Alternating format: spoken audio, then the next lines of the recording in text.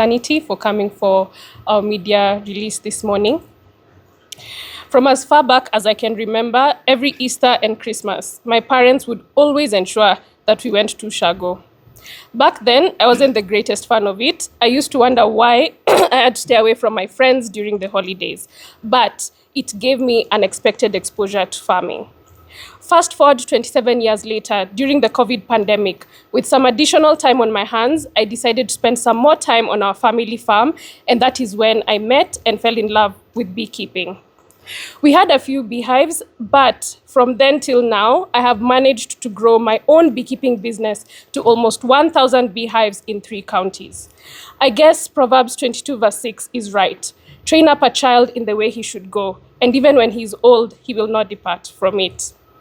Beekeeping led me to understanding what pollination really means and its importance, and this led me to expanding my knowledge on various aspects of agriculture. I did not want to keep this exciting and thrilling information to myself and my newfound passion, and that is why in late 2022, SMARCS Foundation was born. SMARCS Foundation is very dear to my heart. It's my firstborn, and as old as my journey of being a youth champion, which is 2 years now. What do we know about firstborns? They are strong, independent-minded, natural leaders, and visionary. Our vision in SMARCS Foundation is youth-led climate-smart agricultural renaissance.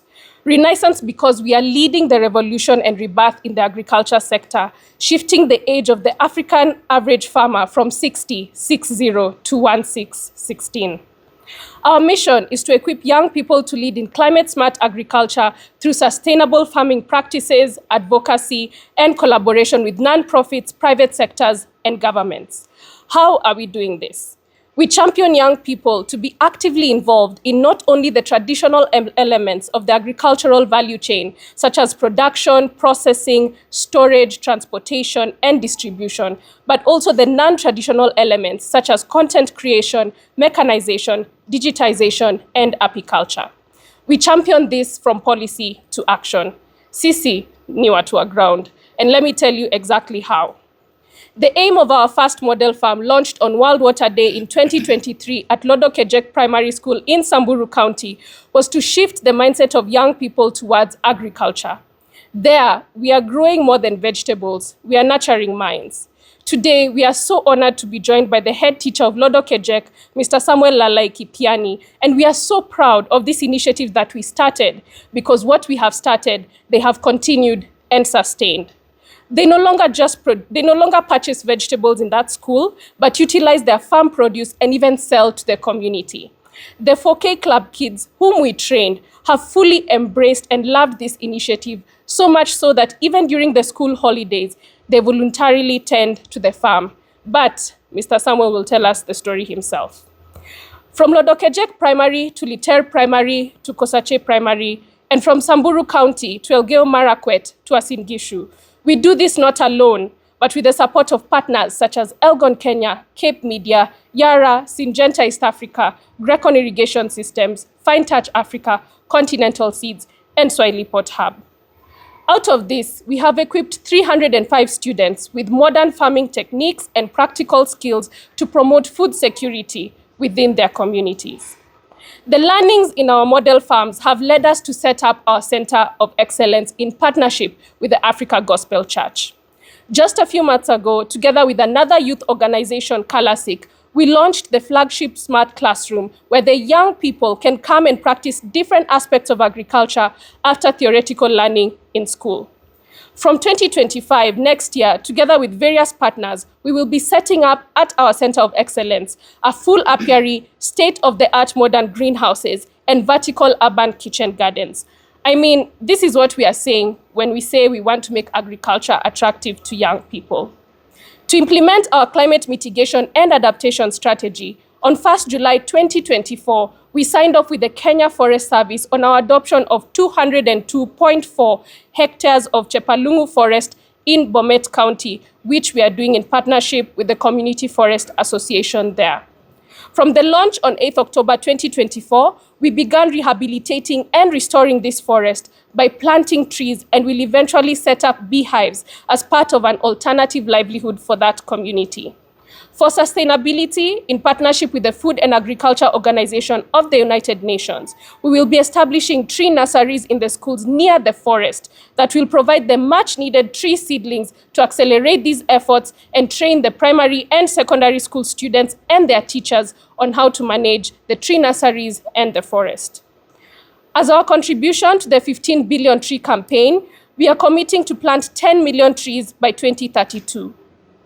We have embarked on this journey by planting 15,699 trees, which we have diligently documented on the Jazamiti app by KFS as part of our monitoring and evaluation. To support diversification, biodiversity, and environmental sustainability, we have donated 140 beehives to organized women and youth groups across Kenya. We especially do this during the World Desertification Day national celebrations. After donating the beehives, we conduct beekeeping trainings, and we have managed to do this to 12 plus groups, and so far purchased 1,775 kilograms of honey from communities in West Pokot, Kitui, and Uasin Gishu counties to strengthen market linkages. Some of these communities before used to sell 1 kilogram of honey at 100 shillings, and now we are buying honey from them at up to 8 times the price. I believe that is real impact. It has brought my team and I the greatest joy to traverse our great country, Kenya, be immersed in different ethnic cultures, and contribute meaningfully to the advancement of our nation. The journey has been very fulfilling, but not without its challenges. As we have had our successes and our failures, joys and tears, we have realized we are not in a 100-meter sprint, but a 42-kilometer marathon. We have done much in a little time, but I believe we could have done more, and we can do more. This is why SMARCS Foundation, my firstborn, has given back to the SMARCS County Youth Ambassadors, whom we call SCYAs in short. We officially announced the application process on June 11, 2024, and received an overwhelming 1,699 applications that we internally carefully perused and analyzed. For efficiency, we divided ourselves into 3 tiers. Tier 1 managed to narrow down that number to 470, Tier 2 from 470 to 188, and these finally landed on my desk, and we brought it down to 82 ambassadors who are standing here with us today. It was a tedious and long process, and we did not manage to reach our goal of 94 ambassadors, that is 2 ambassadors per county. And regrettably, we had no application from Lamu County. But tumeanza, tutaendelea na tutafanya. Our SCYAs are already leaders extraordinaire in their own right. Their actions speak for themselves, and they are doing amazing work on the ground. As they come in to support our initiatives and projects in their counties, we will elevate their work to our partners and to the global stage and support them through our networks and connections. It is extremely exciting that this process is already in motion. Just this morning, 8 of our SCYAs participated in the Transforming Ecosystems for Jobs in Agriculture Through Technology and Innovation Tejati Breakfast. Our ambassadors are going to help implement the Tech Kilimo initiatives under Tejati at the grassroots level. This whole week, they have been part of a rigorous induction process, understanding the SMARCS way, our vision, our mission, and they have received training and support from various organizations such as FAO, the Food and Agriculture Organizations, GOGLA, PACJA, EWAKA, Vast Carbon, KISE, TYPNI, Anthill, and the Swahili Port Hub. In closing, I deeply and surely want to thank all our partners, our mentors, our families, and our friends who have supported us.